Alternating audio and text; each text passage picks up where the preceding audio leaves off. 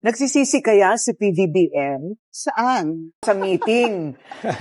Di ba? Kasi nilinaw ngayon ng Meralco Power Gen Corporation o MGen. Bungit, minalas.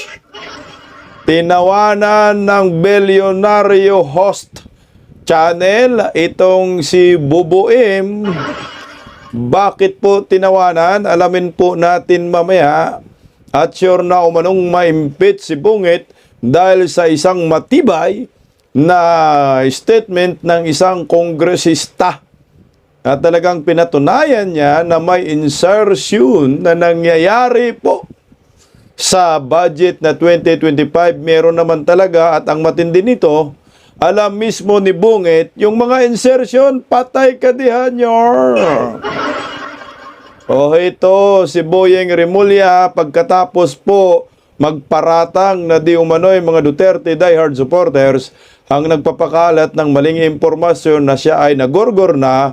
O ito, nagpakalat rin po ng maling impormasyon itong si Boyeng Remulla. O ito, imbestigahan nyo, NBI. Na di umano ay itong si, naalala po ninyo na si Leandro Levisti, pinaratangan niya na nagbinta umano ng prangkisa sa Meralco. Aba, tinabla po ng Meralco itong si Boyeng Remulla. Nagpapakalat umano ito ng maling impormasyon. Kaya naglabas po sila ng official statement. Patay ka, Boyeng! Dapat ka rin yung kasuhan at ipakulong ka rin kasi nagpapakalat ka ng fake news, di ba ho? O, ito tayo ngayon. Pag kayo ang nagpapakalat ng fake news, tahimik ang investigasyon laban sa inyo. Pero pag makaparatang kayo sa mga kritiko ninyo, NBI at kaso agad. Anak ng kaguwang mo. Magandang tanghali po sa ating lahat. Pa-like po muna, pa-share, pa-subscribe at pakipindot po ang inyong mga notification bell upang lagi po tayong updated sa ating mga video. At maraming salamat sa patuloy na pagsuporta sa Birada Aguila. Medyo maganda na po yung tinatakbo, yung engagement medyo tumataas. Dumadami na rin nanonood sa Birada Aguila. Maraming salamat po sa inyo sa patuloy nagpagsuporta. At suportahan rin po nyo ang pangalawang YouTube channel ko po, ang Bisdak Historiador. Ayan. Pag-usapan po natin muna itong, maganda kasi usapin itong tungkol kay Boyeng Kasi nga, di ba, kamakailan, ang sabi po ni Leandro Levisti na di umano'y itong mga Cabral files ay mayroon ng hawak ang ombudsman. Ayan. Mainit po ang usapin dyan At tinahamon pa nga ho ni Leandro Levisti, ilabas nyo, DPWH, ang kopya. At tinisyo pa nga ho nila na di umano'y nanlaban. Nanlaban. Nag-agawan di umano ng dokumento si Cabral at saka si Leandro Levisti, kaya nagkaroon ng paper cuts. At binanatan po ni Boyeng Remulla, siyempre alam naman po natin ang gobyernong nakangiwi ang panga ay pag ikaw ay isang politiko na nagkikriticize sa kanila, aasahan mo bibirahin ka ng black propaganda, gawa-gawan ka ng kasalanan. Ganun po ang bangag admin At kasuhan ka, tapos trial by publicity, tapos ipakulong ka. Bendalo, ika nga, ito yung may utak lagi, si Boyeng Remulla. At nagpakalat nga po ng maling impormasyon ito si Boyeng Remulla na umano'y itong si Leandro Levisti ay nagbibinta ng prangkisa sa Meralco. Aba, nagago. Mukhang sunog ito si Boyeng Remulla. Hindi lang mukhang talagang sunog si Boyeng Remulla sa Meralco. May liwanag ang buhay. Puta, nakakahiya po isang ombudsman, Isang ombudsman ang nagpapakalat ng maling impormasyon sa kanyang sariling radio program sa DCRH. Putang ina, anak ng kagwang, itama nyo po yung mga mali ninyo, magpakulong kayong mga hinayupak kayo. Ito. Pakinggan po muna natin ang balitang ito. Puta, nakakahiya sa'yo, Yeng. Narito. Nilinaw ngayon ng Meralco Power Gen Corporation o MGen na hindi ito nabuhunan o bumili ng shares sa Solar para sa Bayan Corporation o SPBC. Ang solar firm na nabigyan ng prangkisa mula sa Kongreso para magpagawa at magpatakbo ng mga microgrid sa mga liblib na lugar. Sa halip iginiit ng MGen na nag-invest ito sa SP New Energy Corporation o SPNEC, isang hiwalay at ibang kumpanya mula sa SPBC. Ayon sa MGen, wala silang nilabag na batas sa naturang transaksyon na dumaan din sa pagbusisi ng Philippine Stock Exchange at Securities and Exchange Commission. Hindi rin anila nakadepende sa prangkisa ng SPBC ang operasyon ng SPNEC. Sinabi ni Attorney Christopher Guadiano, MGen Head for Sustainability, Corporate Communications, and External Affairs, na umaasa ang MGen na mabibigyang linaw at maitatama ang kanilang pahayag ang mga disinformasyong kumakalat tungkol sa issue. Ano boyeng, fake news pa. Nakanang kagwa mo. Hoy DCRH, dapat po itama po ninyo yung pahayag ni Boyeng dito. Dahil ito ay maliwanag na fake news. O ito po yung basahin natin. Oh. Sabi ng press release. O ito.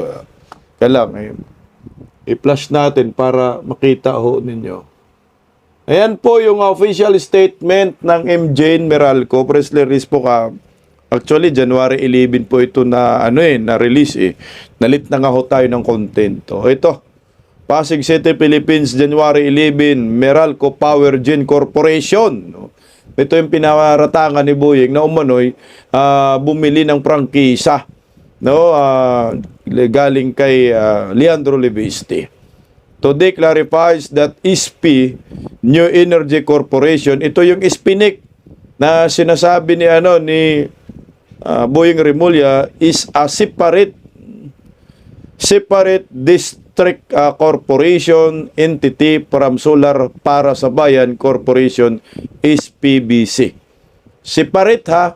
Ito, yung Solar para sa Bayan Corporation, ito yung may prangkisa na ginawaran ng Kongreso, I think 2019. So itong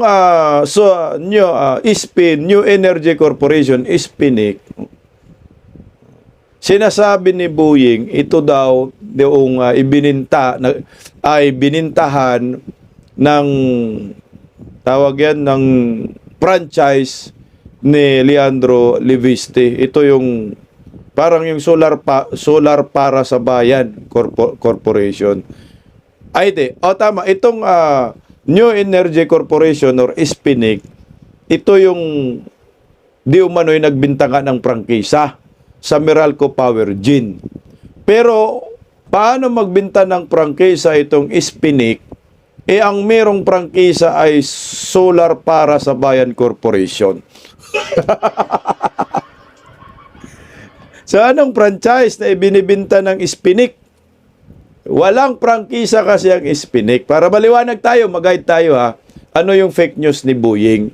Kasi yung shares kasi na ibininta ni Leandro Leviste ay galing po sa SPNEC. So yung SPNEC kasi, wala pong prangkisa yan. So ang may prangkisa ay Solar para sa Bayan Corporation. Hindi po ito ang nagbibinta ng prangkisa. Walang prangkisang bininta. At yung shares dito ni Leandro Leviste ay hindi po ibininta. Putang na. MGen did not acquire shares in SPBC. O, ito na nga, di ba? Which was awarded a congressional franchise through Republic Act 11357. Construct at install and operate microgrids in remote areas. Moreover, MGen is not privy to any transaction of SPBC.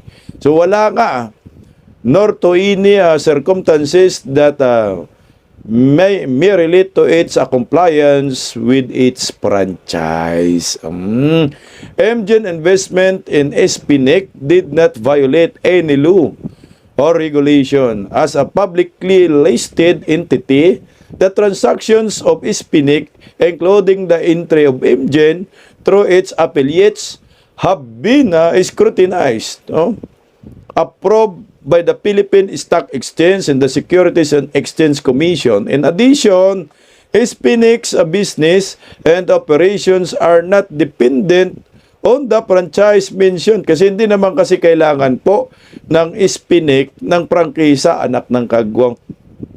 We hope this clarified the issue and leads to reset the disinformation coming out, especially in social media, said Crister Guadiano. Ito yung tinutukoy ni Karen Davila. So at least ngayon, maliwanag ko sa sikat ng araw na yung programa ni Boying na DZRH, doon siya lumabas, ay fake news. Sa mga fake news maker, mga maling impormasyon nyo, yung pinapakalato ninyo, dapat po kayong makasuhan at managot po kayo sa batas. Yan ang maliwanag. Hindi pa po nilinaw ng DZRH, ha? Kahit na naglabas na po ang MGen, ang Meralco, ng media statement. Buti pa yung ABS-CBN, inilabas. Ito para maliwanagan po tayo mga kaibigan ko, meron po tayong eksperto na magsasalita patungkol po dyan sa mga isyong binabato kay Leandro Levistoy. Mali sila dito, hindi nagtagumpay ang demolition job ni Boyeng Remulla against Leandro Levistoy. So ngayon, dapat ka managot, Boyeng. Tangina, hindi po pwedeng excuse kayo, kayong nasa gobyerno na gumawa kayo ng fake news, tapos hindi kayo managot. Kung kami po ay mamali ng content, kinakasuhan agad ho ninyo, kagaya yung pinabalita na ikaw ay nagorgor ka, kaya nagpatulong ka sa NBI, anak ka ng kagwang, masyado kang iyakin. Ito, buhay ka naman. Pakinggan natin si Atty. Harry Roque, medyo maliwanag po, paliwanag niya dito eh. Sa totoo lang, pinupuruhan nila ngayon si Leandro Leviste, si Kong, dahil sa sunod-sunod niya expose ito po sa kapurakutan sa mga Department of Public Works projects. Kung maalala nyo, unang-unang nagsalita itong si Congressman Leviste kasi sabi niya yung kanyang district engineer inoperan siya ng 5 to 10%. Na yan talaga yung SOP na tinatawag sa mga kongresista. Alam niyo itong si Leandro Leviste, bukod sa anak mayaman, dahil ang tatay niyan, yung matagal ng politiko sa Batangas, si Tony Leviste, at ang nanay niya ay si Senadora Loren Legarda. Bukod sa meron ng pera talaga yung pamilya niya, may sariling na kita rin itong si Leandro Leviste. Bilyon. Siya yung pasimula ng pinakamalaking solar project dyan sa Nueva Ecija at dalawang kumpanya nga yung ginamit niya para dyan. No? Yung merong prangkisa ay ang SP Solar para sa Bayan Project at SPBC.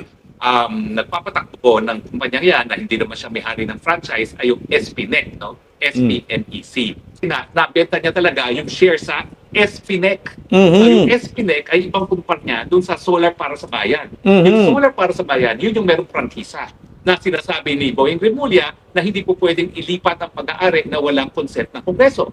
Meron pa paglilipat. Okay, tingnan mo ito. Ang SPNIC, ito yung sinasabi ni Boyeng na bininta umano yung shares ni Leandro Leviste at kasama yung prangkisa.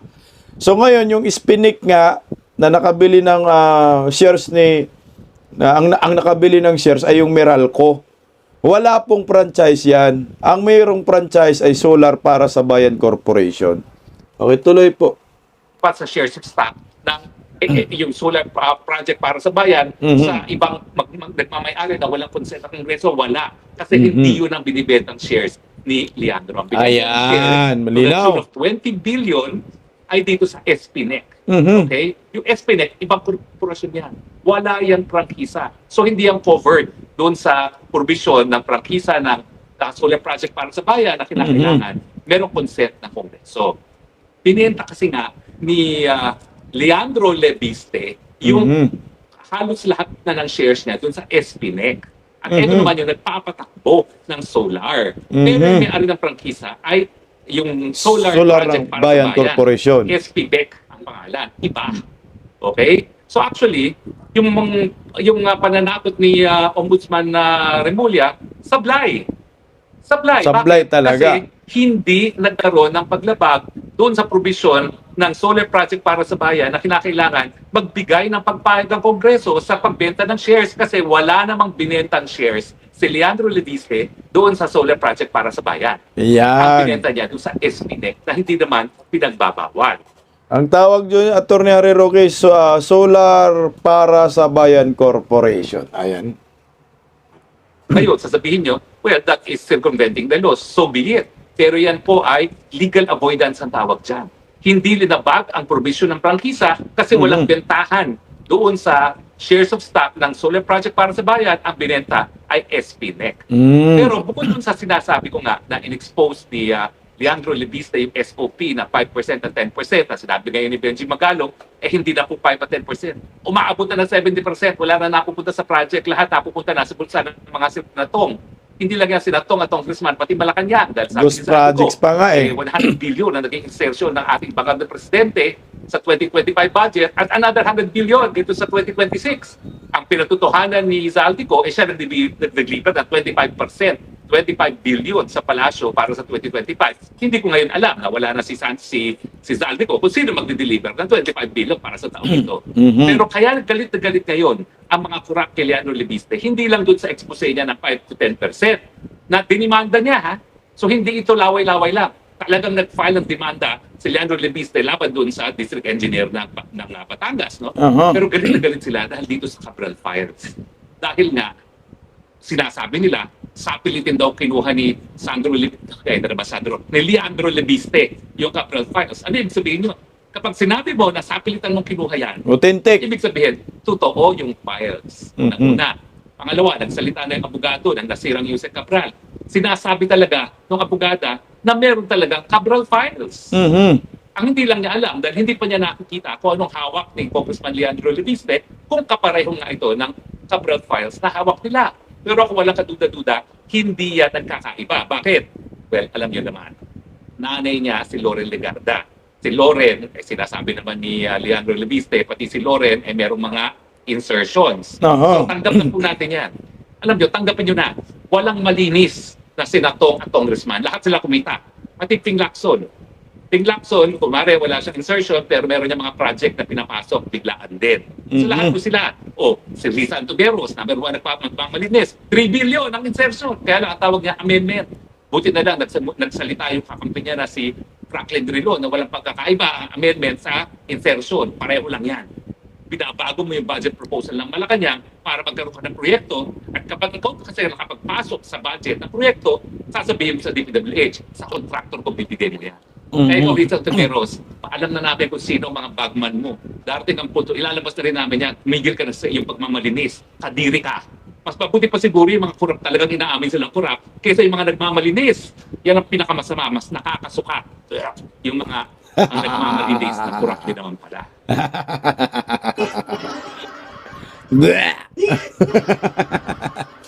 Nakakasuka ka daw, Risa Hontiveros. O at least maliwanag ngayon, no? Malinaw po na si Boyeng Rimulya ay nagpapakalat po ng maling impormasyon na dapat po'y managot ka, Boyeng Rimulya, dahil maliwanag po sa sikat ng araw na nagpapakalat ka ng fake news. So anong gagawin natin dito, Yeng? Hayaan lang natin, Yeng, yung fake news mo, Yeng. Ayaw mong linawin, Yeng.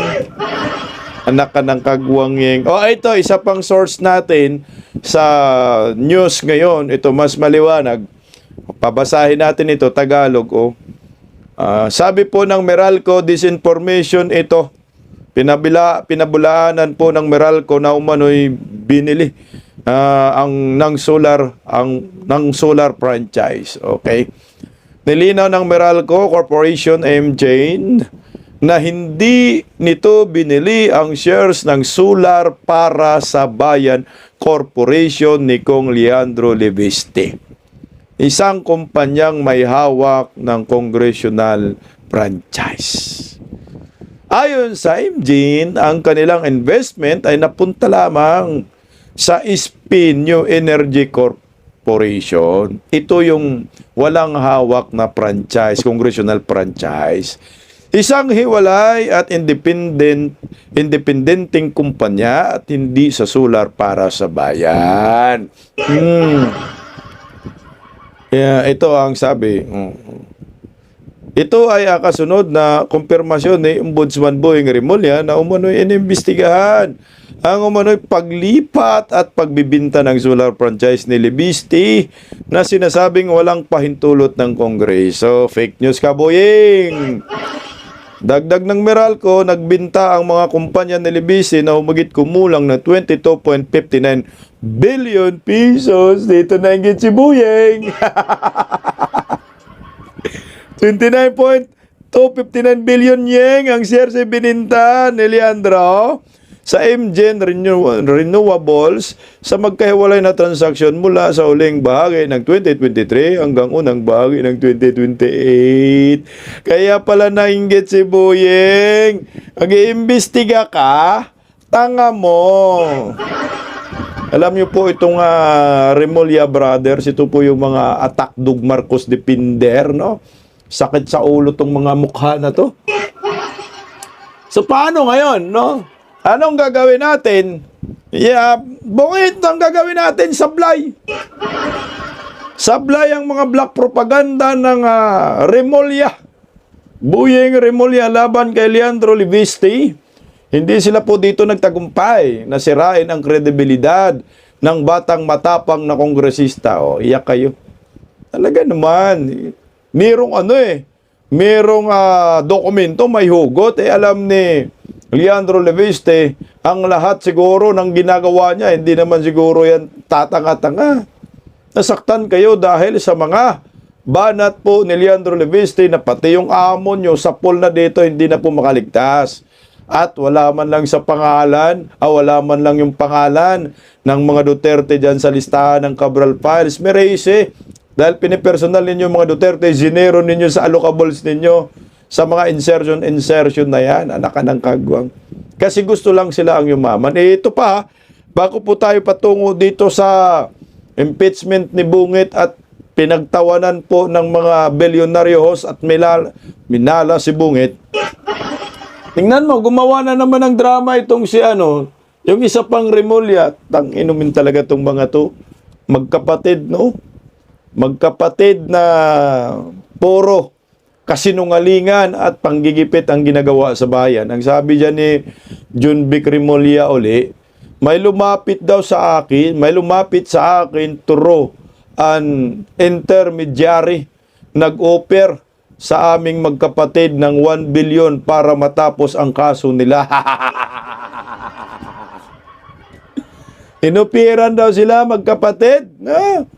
Anak ng kaguwang mga sinungaling. Kung meron yan, pangalanan mo, Junvic, pangalanan nyo, Boying, sino po yung nag-offer ng 1 billion?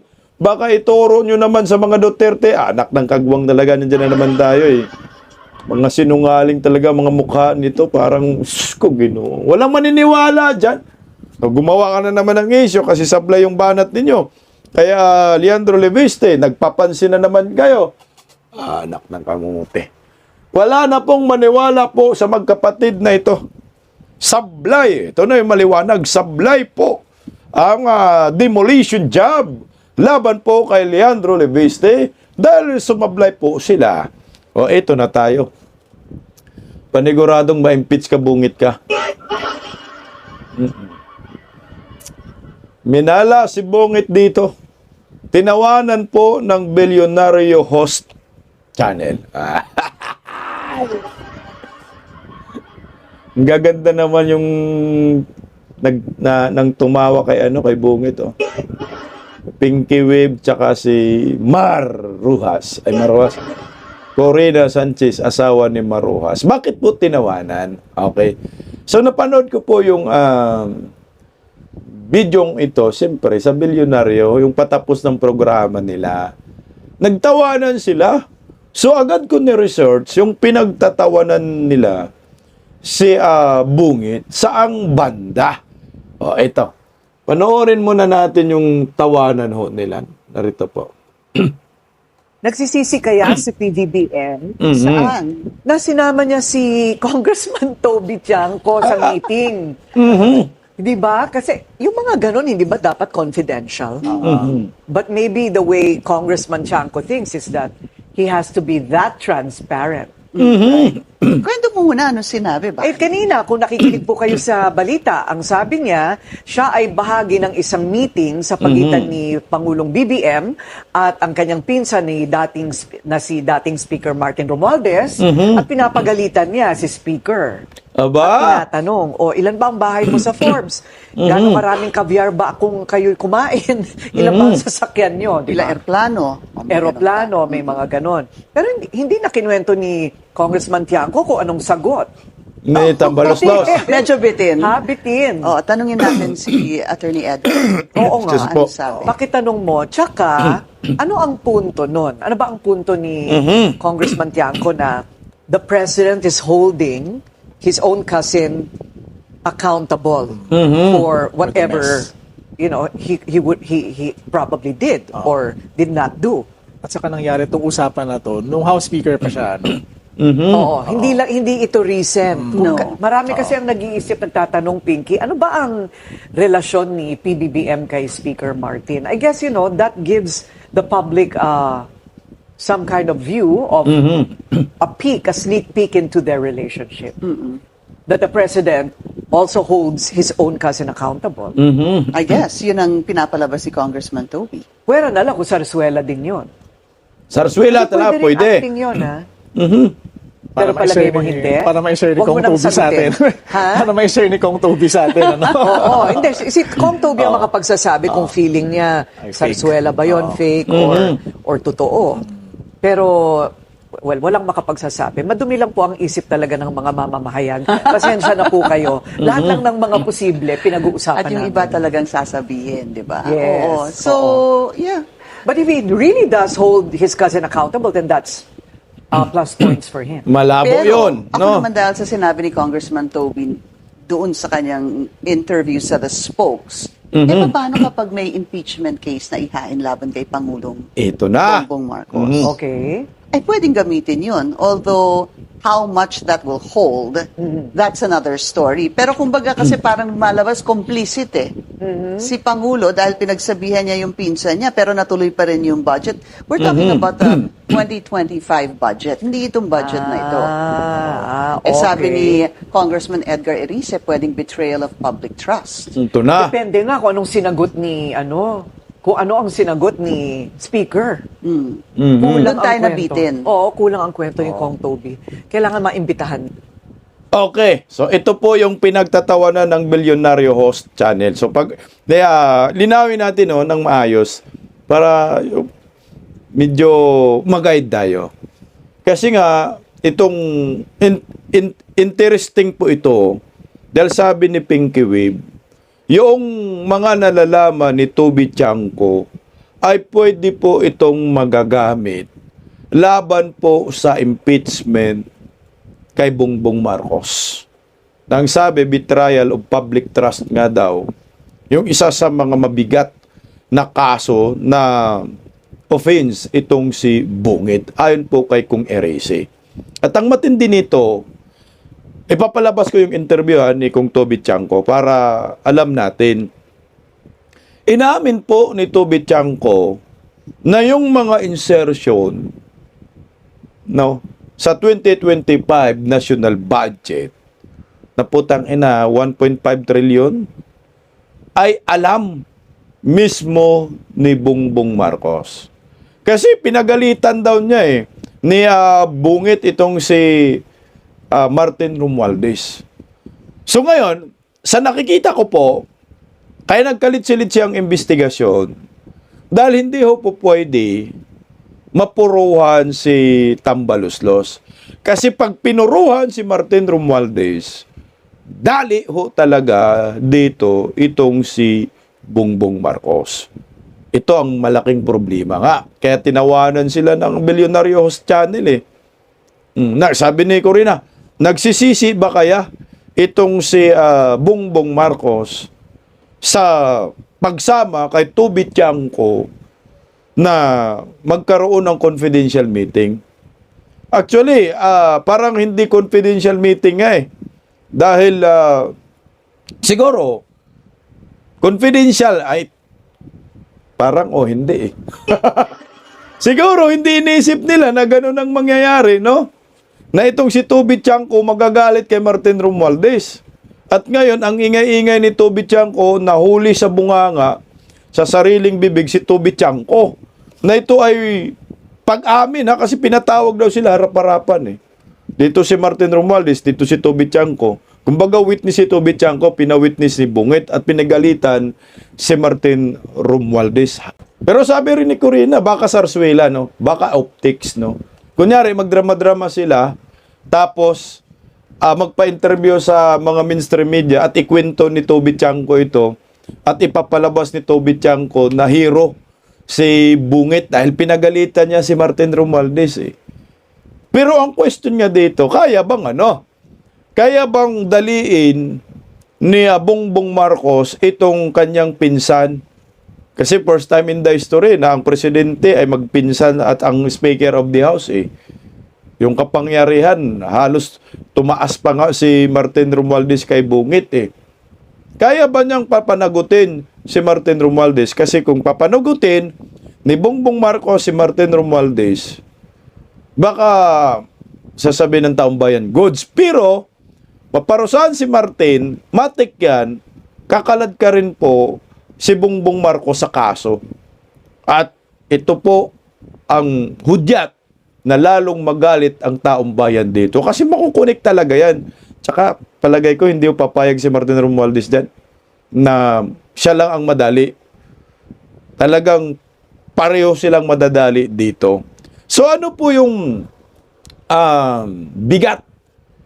Yung mga statement ni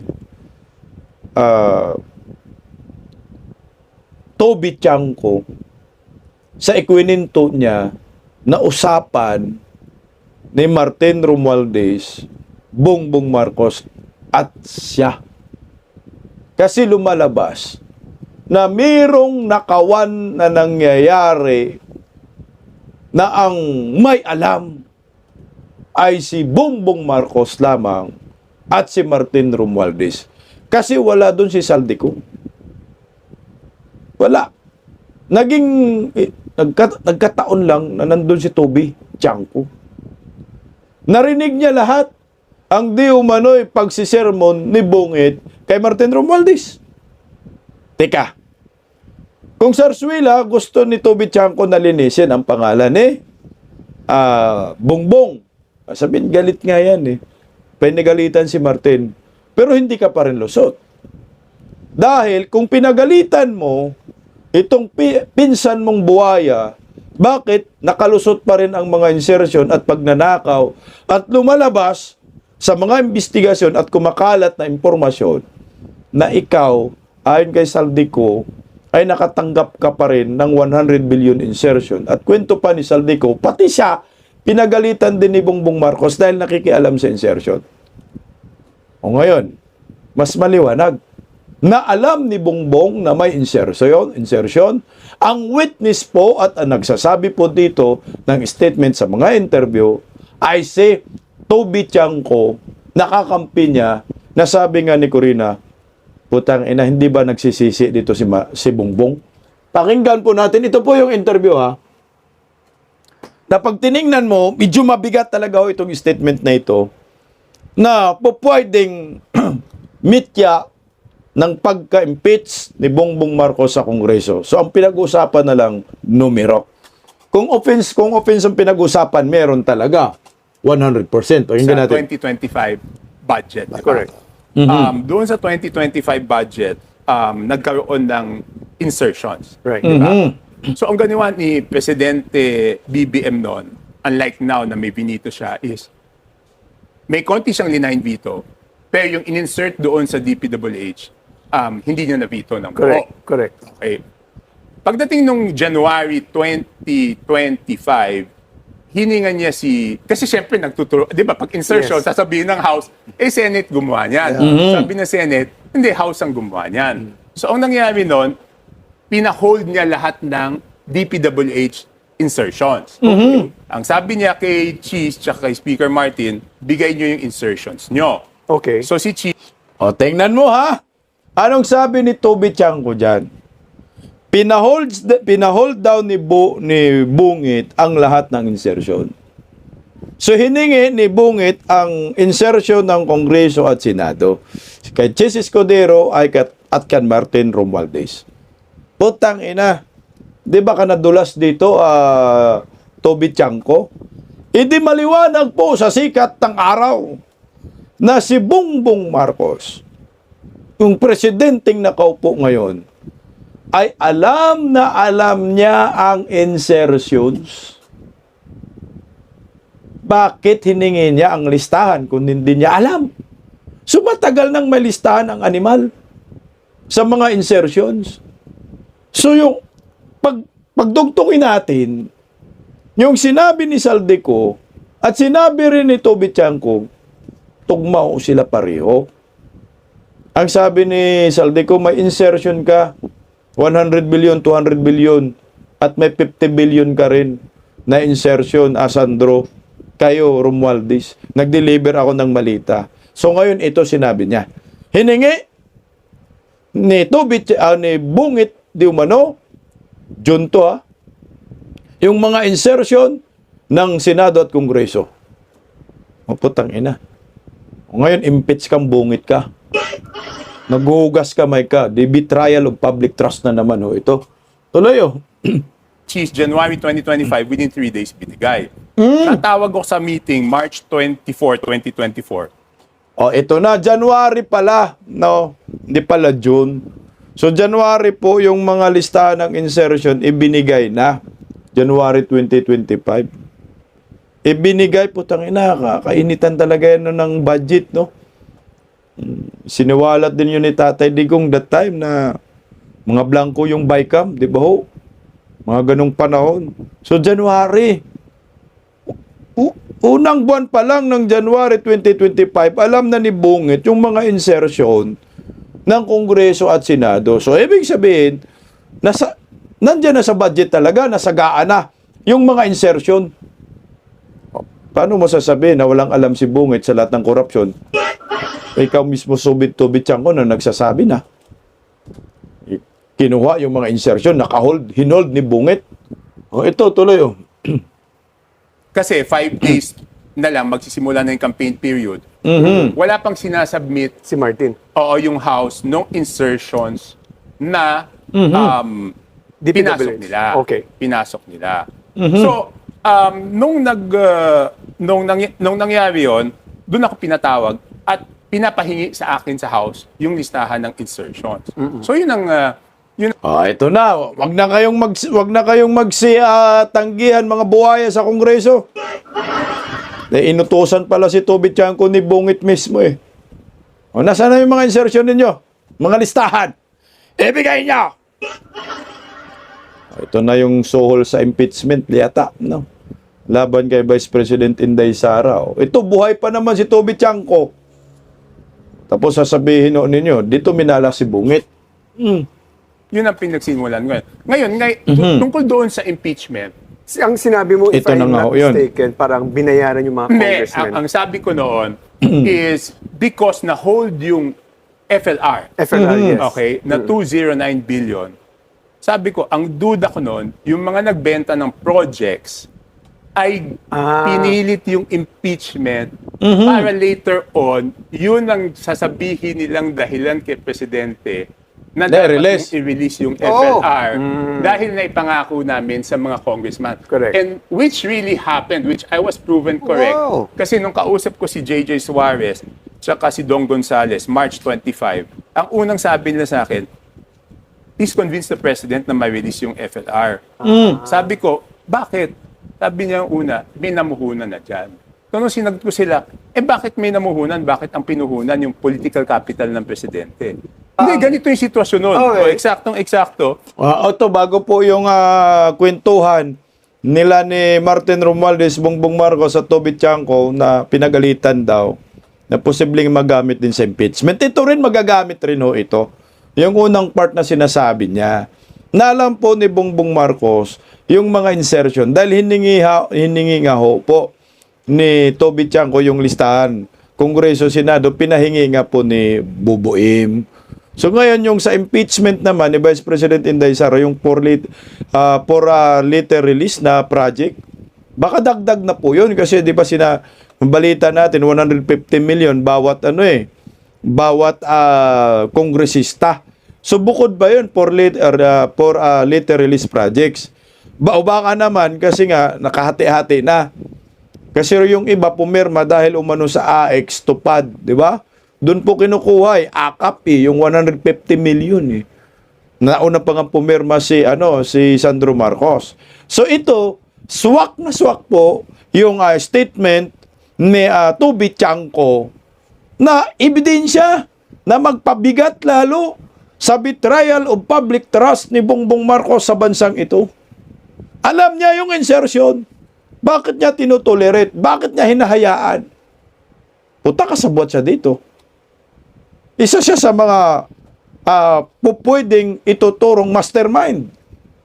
Na ayon nga ho kay Manong Chavit Singson, ang mastermind. Dalawang tao. Si Martin Romualdez, Bongbong Marcos, at itong si Saldico. Sila ang nakakaalam dito. O ito, dagdag pa ito. Sa mga magsasampa ng impeachment labang kay Bungit, mas maganda po itong statement ni Toby Chanco, lalong mapalakas ang ebidensya at lalong mababaon dito. Itong si Bungit, ito, nag-uusap daw. Pinagalitan daw ni Bungit itong si Tambaloslos. Nandun mismo. Si Toby Chanco sa harapan. Paano pinagalitan? Ito. After lunch, pinatawag kami dalawa. Nandyan siya, nandito. Parang ganito, Hindi triangle. ganito. May table dyan. So, pinatawag kami dalawa, nandyan siya, nandyan ako. Ang una sabi niya, ilang bahay ba ang, Martin, kayo ni Saldi, ilang bahay ba ang gusto niyo sa Forbes Park? Gaano karaming aeroplano, helicopter? That is the president asking Martin. Yes, helicopter kailangan nyo. Gaano karaming caviar ang kaya nyong kainin, ilang Ferrari gusto niyo? Maraming kwento yan eh. Ganun, exactly, I've heard that story. Yes, So and then, apparently, the three of you pala yun. yes, and then, Dapat palang title nito exclusive, the inside Hindi, ito story. dapat podcast. Hindi, ang story nito, podcast with Bongbong, Toby, and Martin. tapos, grabe yun, tapos grabe yun, ha? doon niya sinabi na, Oh, what was the response of hindi, Martin? ang sabi niya, alam mo Martin, wala akong natatanggap. Dito tayo. Wala akong nagagawa, then tinuloy na niya, 2 taon na ako dito, wala akong napapagawa. Dahil kayo ni Saldi, kinukuha niyo yung pera ng Congress.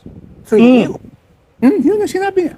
Tapos may listahan siya ng mga kinuha niya yung cellphone, may listahan siya ng flagship projects na nilagay sa program.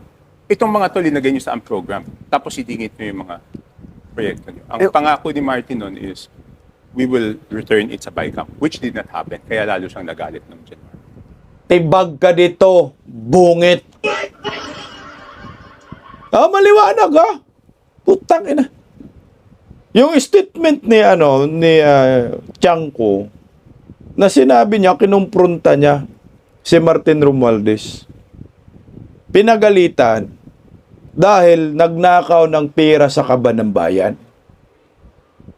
Nakapagbili ng mga helicopter, eroplano, nakapagbili ng mga Ferrari, kumakain ng mga masasarap. Bungit, alam mo na pala.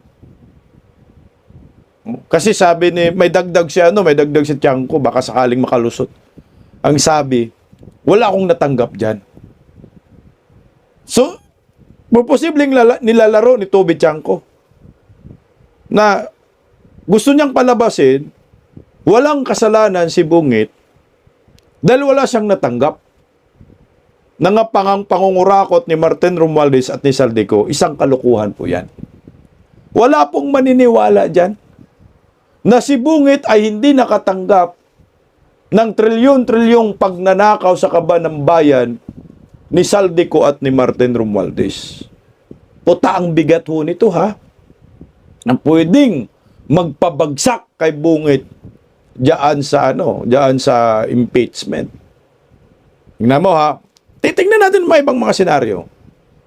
Sabihin na lang natin hindi nakatanggap, pero malabo nga hindi nakatanggap. Putang ina. Alam mo hayaan mo yung mga buaya na yumaman. Hayaan mo yung pinsan na yumaman, ikaw hindi. Hayaan mo yung pinsan may sariling eroplano, ikaw wala. Hayaan mo yung pinsan mo, merong helicopter, mga chopper, ikaw wala. Ang tanga mo naman. Alam mo yung korupsyon. Alam mo yung pagnanakaw ng pinsan mo. Pero bakit hindi mo sinampahan ng kaso? At bakit hindi mo pinigilan ito? At bakit hinayaan mo? Eh di ba kung malinis ang budhi mo, undas pat mismo, pinapusasan mo na yung pinsan mo at si Saldico. O presidente ka man. Hindi ko kailangan ng putang ina, harap-harapan nalaman ko na ikaw kawatan ka. Wala akong kinalaman dyan, masisira ako. NBI, mga kapulisan, militar, pusasan nyo yung dalawa. O di ba ho? Eh, bakit nyo hindi ginawa yan, bungit? Anong meron? Na maliwanag pa ho. Sa sikat ng araw, yung statement ni Toby Tiangco tumutukoy na alam mo lahat ang korupsyon sa bansang ito dahil pinagalitan mo animal itong buhayang pinsan mo dahil sa pangungurakot at yung insertion alam mo bakit hindi mo pinarusahan agad itong pinsan mong buhaya na hanggang ngayon wala pa ring kaso. Ito na tayo ngayon. Bakit tinotolerate? No? Bakit walang kaso? Kaya nga sabi po ni Pinky Web, kaya nga natawa sila eh.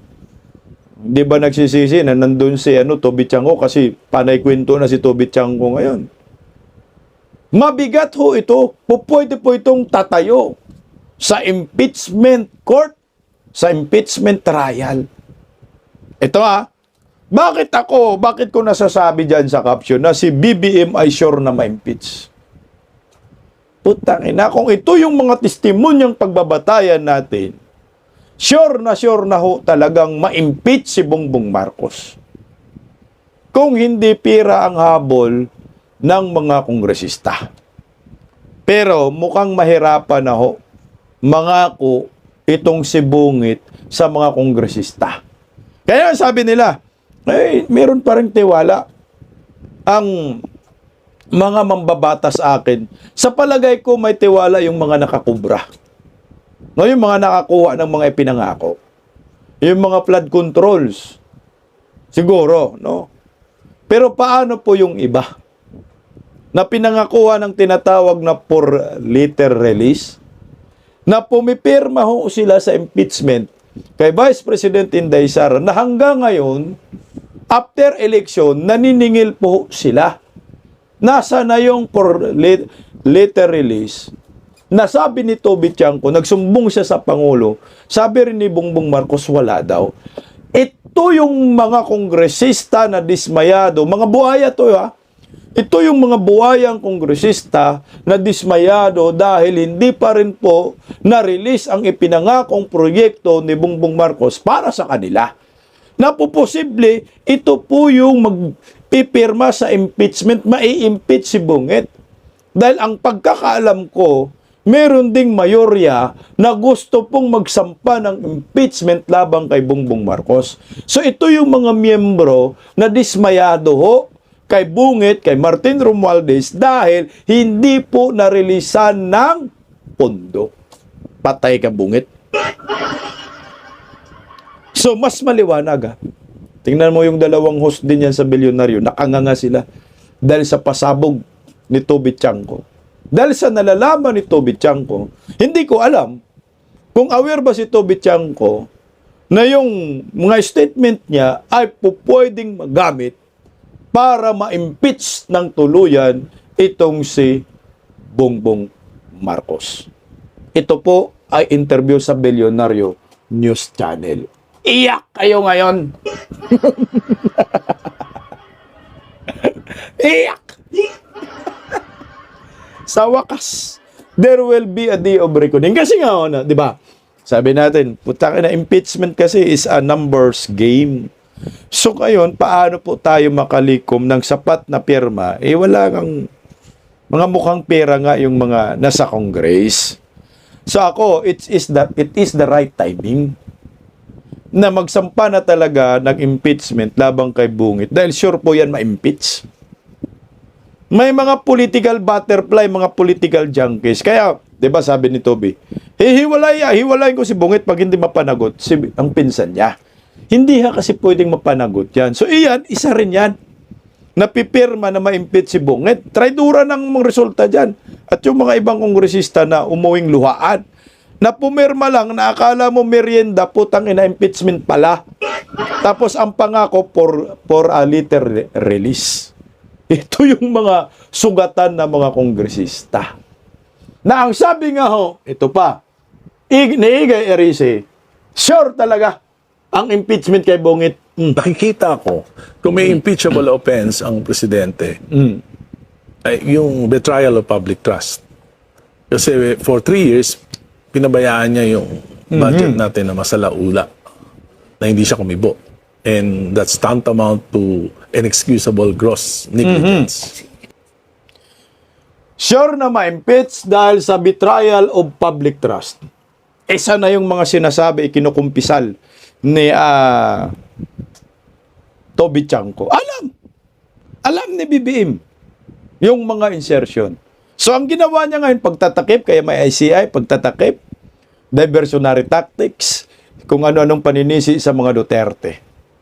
Ang tanong, putsang ina, mukhang sabay, no? May impeachment laban kay Vice President Inday Sara at laban kay Bongbong Marcos. Kasi ang sabi daw, February. Pero merong pumalag na, sabi ni Mama Lotikia, mukhang hindi maganda sa bansa na dalawa po yung sasampa ng impeachment. E di unahin muna natin si Bungit, sampa ng impeachment. Kasi kay Vice President Inday Sara, hindi naman talaga yan na magpo-prosper kasi pabalik-balik po sila. 125 million. Eh kay Bungit kasi, anak ng kagawang, trilyon, 1.5 trillion. Tapos ito, mga pahayag ni Chanko, lalong mabaon si Bungit dito. Si Bungit na lang muna, Mamalutikia ang unahin. Sa balak na impeachment complaint na ihain nga dyan sa Kongreso laban kay Pangulong Bongbong Marcos Jr. Ano ho ba yung unang reaksyon po ninyo? Well, karapatan niya ng kung sino mang maghahain na parte kasi yan ng accountability, no? So nasa constitution yan at siguro ang kailangan natin tingnan ano yung articles na isasalang at kung yung proseso na sinabi ng Supreme Court ay masusunod. Pero sa inyong pananaw, gaano ho kalaki yung possibility o kataas yung posibilidad na matutuloy po itong impeachment proceedings dyan po sa Kongreso? Jade, medyo mahirap mong masabi yan kasi unang-una ang partido ng Pangulo ang siyang majority dyan. No? Sa, alam naman natin at nakita natin yan sa kasaysayan, ang impeachment ay numbers game. It's a very political process and it's a numbers game. So, kung may mag-e-endorso, ako'y natutuwa na may mag-e-endorso kung yan i-schedule at bababa from the Speaker to the Committee on Rules at magkakaroon talaga ng tinatawag na hearing, tayo'y matutuwa. Pero hindi ako ganong ka-positive na iyan ay may aangat sa Senado. Dahil nga sa kakulangan ng numero. Ngayon, yung mga nakita naman natin kung paano nangyari yung impeachment kay Vice President. So,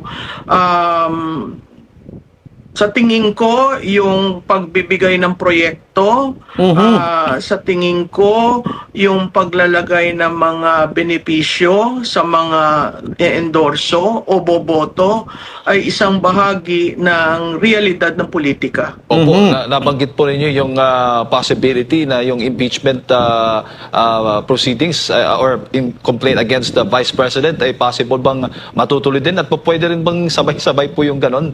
Dalawang impeachment complaint laban po sa dalawang leader ng bansa. Well, may sa tingin ko yung mga hindi nakasulong ng impeachment nung huli at sinabi ng Korte Suprema na Pebrero 6 ang dapat tingnan natin. Sa tingin ko magfa-file yun. At nakita naman natin yung ingay nila na gusto nilang ma-file. Kahit lumang charges, gusto nilang ma-file.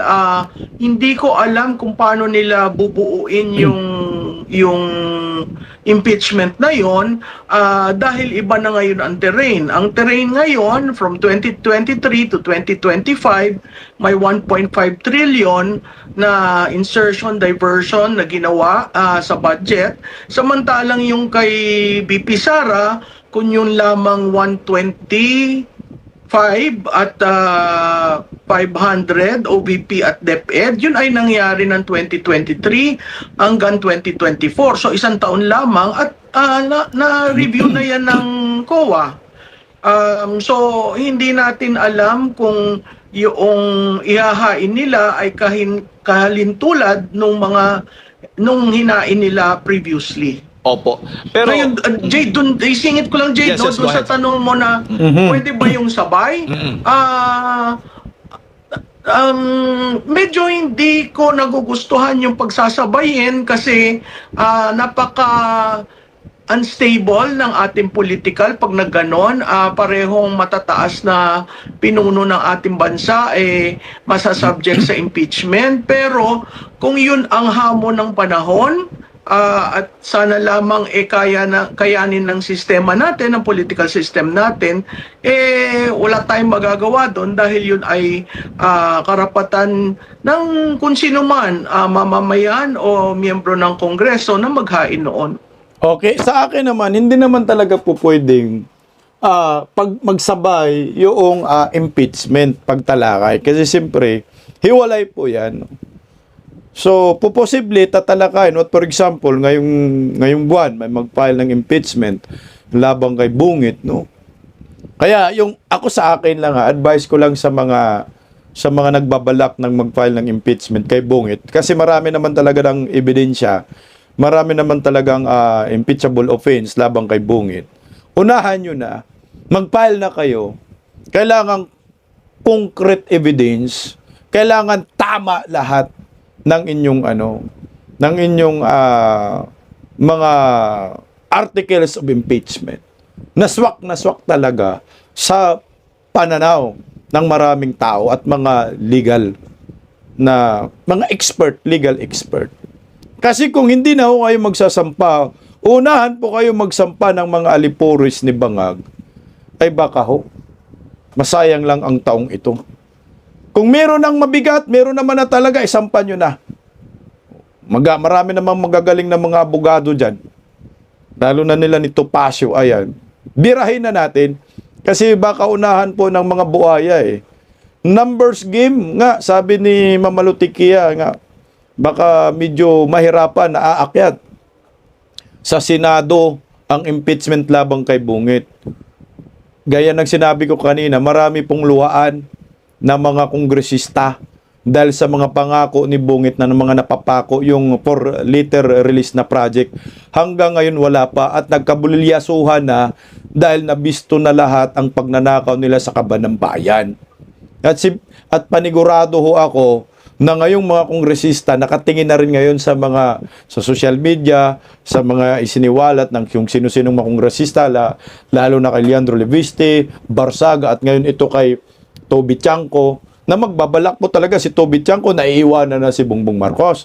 Pag humiwalay na si Toby Chanco, layasan na si Bongbong kasi hindi naman talaga yan mapanagot si Martin Romualdez dahil wala pa namang kaso. Diba sabi niya lalayasan niya si Bungit? Panigurado ho ako, makakalikom tayo ng sapat dito na perma para ma-impeach si Bongbong Marcos. Yan ang pinaka nakikita ko po dito. Depende na lang kung ubusin ni Bungit ang lahat ng pera ng bayan. Sige na. Yung kulang namin nung nakaraang taon na hindi nabigay yung liter release projects. Ito na. Putang inan nyo. Impeach na natin. Di ba? Kung merong ganun, di halata na rin kayo. At magagalit po dito ang taong bayan at paniguradong merong pipiyok dyan dahil marami na ring mga kongresista ngayon na galit kay Bongbong Marcos, hindi tulad noon na si Marcolita lang ang nakikipaglaban sa mga buhaya. Pero ngayon marami na mga nadismaya na mga kakampi nila at yung mga naguhugas kamay at ang mga takot na maparusahan ng mga Duterte sa 2028 dahil sure presidente na si Inday Sara, magsitalunan na ang mga animal. Yan ang paniguradong mangyayari yan ngayong taon. Mukhang magkakatotoo talaga yung sinasabi ni Chavit Singson na talagang matanggal si Bongbong Marcos. Pagising sa umaga, tanghali at gabi, nakikita ko ang post niya, ang hapdi. Paano nga ba to? Di ako makatanggi. Watch ko na lang at isipin ng mabuti. Bisdak Pilipinas. Bisdak, tinig ng katotohanan. Sa bawat vlog may laban sa kasinungalingan. Mulat ang mata, gising ang masa. Bisdak Pilipinas, para sa bayan, gumigising sa diwa. Sa likod ng kamera, tapang ang dala, walang sinasanto kung mali ang gawa. Hinay-hinay, pero palaban. Boses ng tao sa digital na labanan. Bisdak, tinig ng katotohanan. Sa bawat vlog may laban sa kasinungalingan. Mulat ang mata, gising ang masa. Bisdak Pilipinas, para sa bayan, gumigising sa diwa.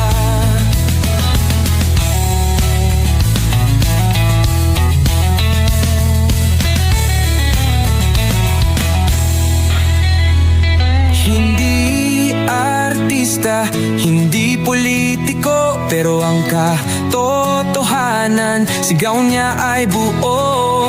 Sa YouTube o Facebook man siya makita, may aral ka pa rin, may uwi sa bawat salita. Bisdak, gising sa katotohanan, di lang kwento, kundi panawagan. Sa bawat Pilipinong naghahanap ng liwanag. Bisdak Pilipinas, kasama sa pagbangon ng bayan. Bisdak Pilipinas, boses ng masa, gising ang diwa. Sa vlog mo, may pag-asa.